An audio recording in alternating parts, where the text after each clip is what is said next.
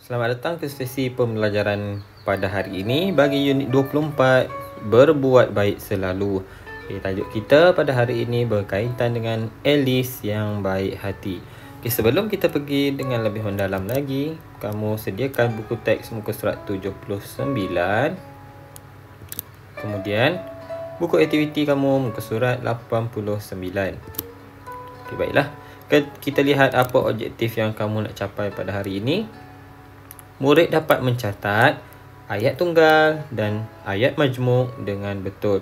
Jadi hari ini kamu perlu kenal pasti mana ayat tunggal dan mana ayat majmuk dengan betul. Kemudian kamu asingkan dia. Okey, itu nanti kita buat. Okey, baik. Okey, ini tajuk kita pada hari ini, Alice yang baik hati. Okey. Cikgu nak ajar kamu kali ni macam mana kamu nak asingkan sama ada ayat yang ada di dalam petikan ni ataupun renggan ini, iaitu ayat tunggal ataupun ayat majmuk. Jadi ini paparan dalam buku teks kamu muka surat 79.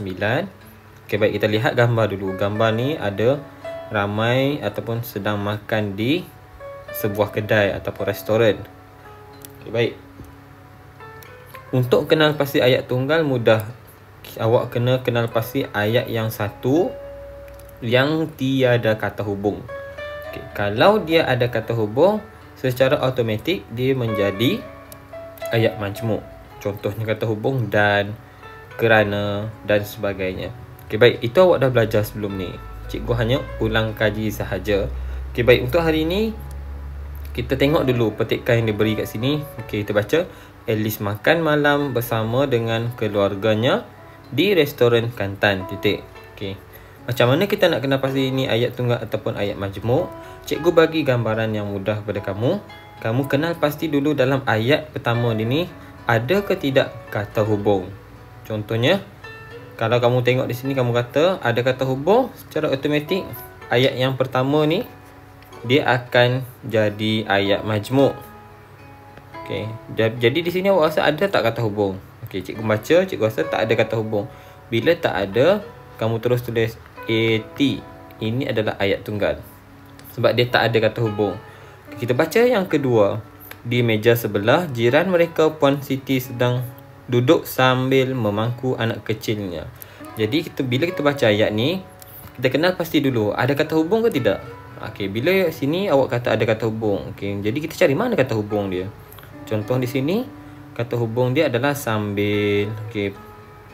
Bila awak kata ini adalah kata hubung, secara automatik dia jadi ayat majmuk, bukan lagi ayat tunggal. Jadi kita tengok di sini, okey.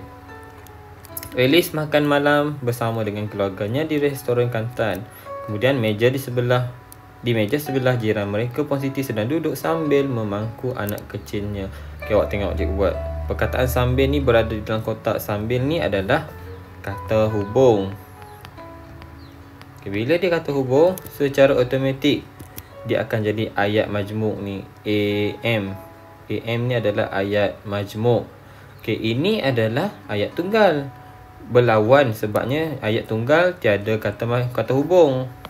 Ni kata hubung ni tak ada kat atas. Tak ada. Okay, tapi ayat majmuk dia ada kata hubung sebab dia nak menghubungkan ayat yang lain menjadi satu ayat. Itu adalah ayat majmuk. Dua ayat tunggal menjadi satu ayat, itu kita panggil kata majmuk. Ayat tu ayat majmuk. Okey, faham Okey, baik. Kita tengok contoh yang seterusnya. Okey, kita boleh lihat di sini dia kata anak kecil itu menangis.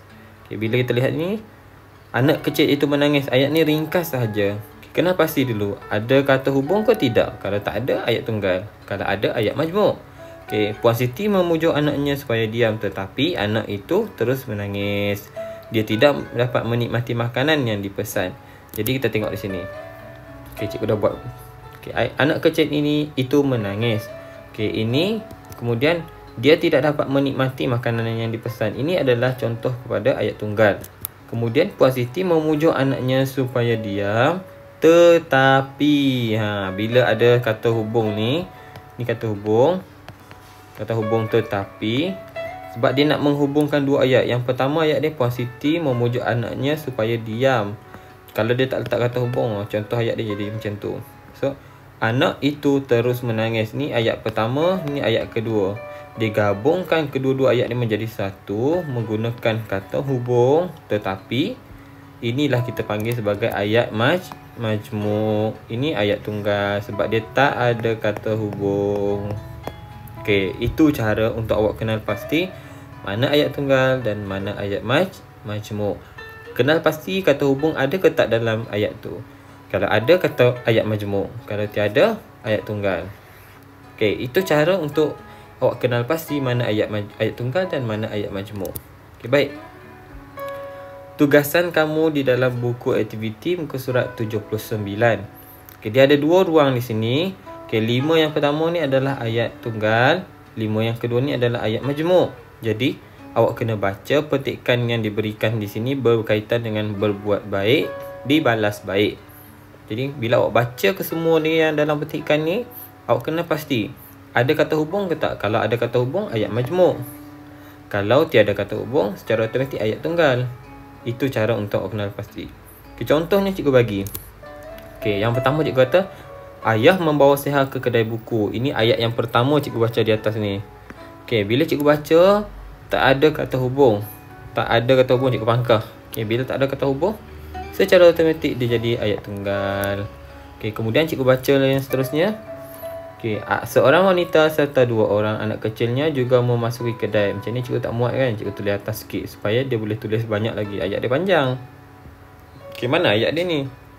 Ayah menunggu di dalam kereta. Ini bukan ayat yang cikgu baca tadi. Seorang wanita serta 2 orang anak kecilnya juga memasuki kedai itu. Sama macam cikgu tulis. Okay, kenapa cikgu letakkan ini di dalam ayat majmuk? Sebab dia ada kata hubung. Mana kata hubung dia? Perkataan mana? Cuba awak cari perkataan mana yang ada kata hubung. Perkataan serta. Okay, dia boleh buat 2 ayat di sini. Seorang wanita memasuki kedai itu, ataupun 2 orang anak kecilnya memasuki kedai itu. Dia jadi 2 ayat, tapi dia gabungkan menjadi 1 ayat menggunakan kata hubung serta ni. Itulah kita panggil sebagai ayat majmuk. Jadi letak di ruangan ayat majmuk. Okay, yang lain yang cikgu tak ambil lagi, contoh macam ayah menunggu di dalam kereta. Kalau awak rasa dia ayat tunggal, tulis nombor 2. Kalau awak rasa dia ayat majmuk, tulis dekat nombor 2 ayat majmuk ni. Okey, itu tugasan kamu pada hari ini. 1 dulu tugasan kamu. Okey, cikgu harap kamu dapat selesaikan tugasan kamu dengan jayanya.